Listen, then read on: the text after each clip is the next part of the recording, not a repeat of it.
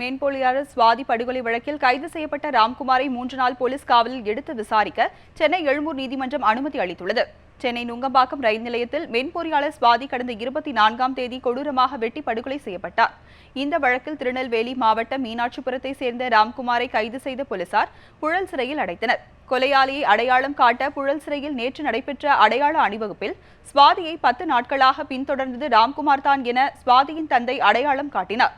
இதனைத் தொடர்ந்து ராம்குமாரை 5 நாட்கள் காவலில் எடுத்து விசாரிக்க அனுமதிக்க கோரி நுங்கம்பாக்கம் காவல்துறையினர் சென்னை எழும்பூர் நீதிமன்றத்தில் மனு தாக்கல் செய்தனர். இந்த மனு மீதான விசாரணைக்காக ராம்குமார் பலத்த போலீஸ் பாதுகாப்புடன் எழும்பூர் நீதித்துறை நடுவர் கோபிநாத் முன்பு ஆஜர்படுத்தப்பட்டார்.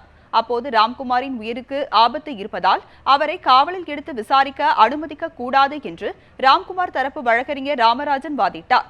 இருதரப்பு வாதங்களையும் கேட்டுக்கொண்ட நீதித்துறை நடுவர் ராம்குமாரை 3 நாட்கள் போலீஸ் காவலில் எடுத்து விசாரிக்க அனுமதி அளித்தார். போலீஸ் காவலின் போது நாள்தோறும் 1 மணி நேரம் சந்திக்க ராம்குமார் தரப்பு வழக்கறிஞருக்கும் நீதித்துறை நடுவர் அனுமதி வழங்கினார். இதனைத் தொடர்ந்து ராம்குமார் புழல் சிறைக்கு கொண்டு செல்லப்பட்டார்.